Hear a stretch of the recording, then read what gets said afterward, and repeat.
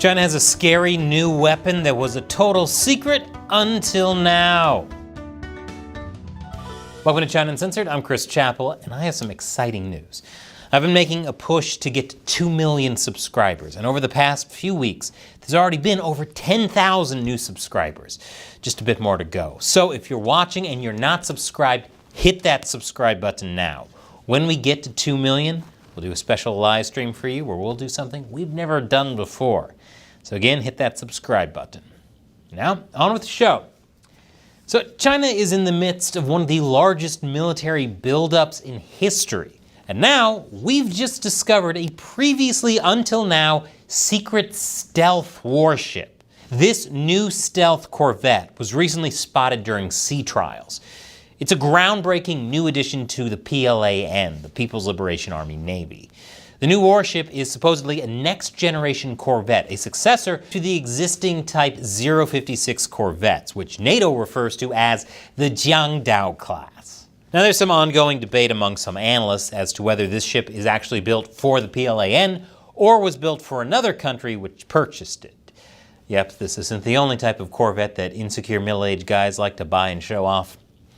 In any case, one longtime observer of China's defense and airspace development said, "This ship is an undesignated comprehensive test platform. In other words, a vessel that can test and eventually possibly utilize various kinds of weapon systems." Official details about the Corvette remain scarce and could for some time to come. But leaked photos and reports are giving us some insight into how the ship could be used to advance Beijing's naval agenda. That includes the hull design of the ship, which some analysts say incorporate extensive measures to reduce radar, optical, acoustic, and infrared signatures, which, as the stealth part of the name might indicate, means it's much more difficult to detect. It's harder to find than a decent explanation for why China is on the UN Human Rights Council. Just the fact that the CCP developed this ship goes a long way in showing how much more advanced its military technology sector has gotten over the past few decades. And given how Western powers have either cut defense spending or let it stagnate, we should all be worried. And as an American, I don't know whether I should be impressed or angry that China actually got me to say not enough of the budget is going to the military. But the CCP has gone beyond just this one Corvette. It's building another next-generation vessel, this time a massive amphibious assault ship. In terms of sheer numbers, over the years, China has surpassed the US to become the world's biggest navy. Now, granted, many of these ships are much smaller and less capable than the ones in the US fleet. But despite its economic hurdles, China is winning against the US when it comes to shipbuilding.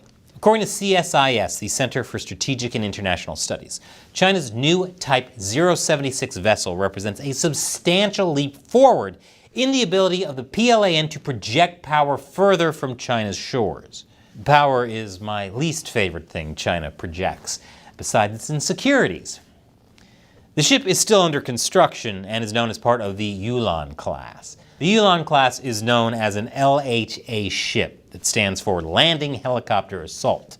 New satellite imagery of China's big Changxing Island shipbuilding base is giving defense analysts and the world a greater view into just how capable China's military-industrial complex now is compared to decades past. The LHA ship under construction will eventually be the largest amphibious assault ship in the world. Satellite imagery from July 4th shows that its flight deck spans approximately the equivalent of 3 US football fields. The ship is significantly bigger than its US or Japanese counterparts. Like many other amphibious ships, the Type 076 will be capable of carrying 1,000 Marines along with drones, helicopters, and other aircraft. But because it's much bigger, it has even more capacity to carry more aircraft in its main hangar, and has more space on its flight deck to launch aircraft. And just like that Corvette we mentioned, it has several technological advances too. For one, it has a catapult. No, not that kind. This kind. A system for launching fixed-wing aircraft such as drones and airplanes. At least it seems like it probably will, since it features a likely trench for a catapult system, which makes it unique among other amphibious assault ships. Fixed-wing aircraft are faster than helicopters with a longer range and the ability to carry heavier payload weapons. So this could be a bad sign regarding its capabilities. That catapult will probably be similar to this electromagnetic aircraft launch system, which is used by Ford-class aircraft carriers in the US. Basically, it uses a gigantic magnet to hurl planes into the sky. So far, only China and the US have this technology. But wait, there's more. The satellite imagery also shows that the Type 076 will have an aircraft elevator on each side of the vessel to help lift aircraft from the internal hangar to the flight deck, a major advancement over the Type 075, which is another indication that it will be able to launch the aforementioned fixed-wing aircraft. But because the vessel also has a lack of elevators obstructing the runway, along with a wider flight deck and its particular catapult design, that means the PLAN might even be planning to make it capable of launching manned aircraft as well. This would make it basically its own class of warship, somewhere between an aircraft carrier and an LHA-class ship. It's also capable of assisting in amphibious assaults, with a floodable well deck on its stern allowing for launching amphibious vehicles to conduct ship-to-shore operations. Makes you wonder who they're planning on attacking. If only there were some super obvious clue they aggressively leave every other week. The timeline for this ship's construction is unknown, although some analysts speculate it might be ready to be launched into the waters by early next year. Of course, that's assuming testing in the current pace of construction continues and is successful. And while China has a reputation for bad construction, that's because of corruption. When the CCP wants a functional warship, that's a different matter. Of course, it'll take the CCP more time to build an entire fleet of these new Corvettes and Type 076 vessels. But the West and its allies need to be vigilant and step up the pace of their own military buildup. While these ships are unlikely to fundamentally change the balance of power in the Indo-Pacific, it could make it more difficult for the US and its partners in the region to maneuver. Luckily, the West is ramping up its weapons manufacturing and military awareness, particularly in light of the wars in Europe and the Middle East. A record number of NATO allies are now hitting their defense spending target during the war in Ukraine. NATO is also broadening its cooperation with allies in the Indo-Pacific. Joint military drills between the US and its allies are also becoming more frequent in the Indo-Pacific. So it isn't as if the US is not aware of China's military buildup. The US is also pushing the Netherlands and Japan to restrict more semiconductor making equipment to China, which might get in the way of the CCP's military buildup. But the US is only now beginning to realize it's already at war with China.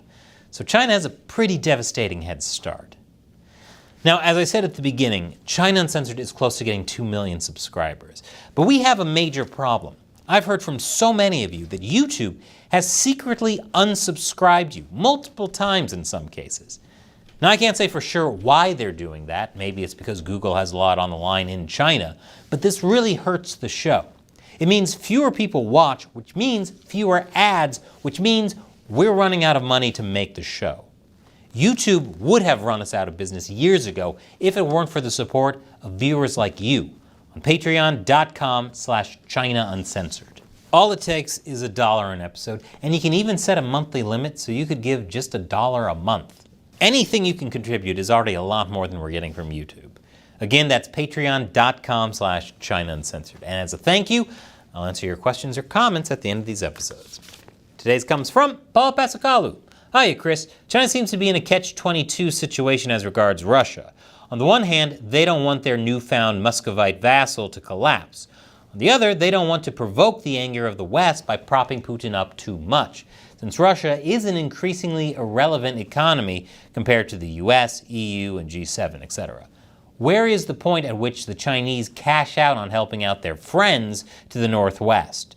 There have been many indications of late of Beijing complying with Western sanctions and restricting drone exports to Russia. Thanks for the question, Paul. So I'm not sure Beijing sees the situation that way. I think they love having the leverage they do over Russia and don't see the US as really stepping up. Let me explain what I mean. Back in March 2022, Biden had a call with Xi Jinping. The president detailed what the implications and consequences would be if China provides material support to Russia. That's a pretty serious red line, and China has absolutely crossed it. But instead of sanctions, the US changed its tune. They started talking about lethal aid to Russia. If China gave lethal aid, that would be the red line. Well, this May, UK intelligence found evidence China was supplying lethal aid to Russia. And the US response was, no, they aren't. So you can see that red line keeps moving because the US doesn't actually want to deliver consequences to China. And Xi Jinping knows it.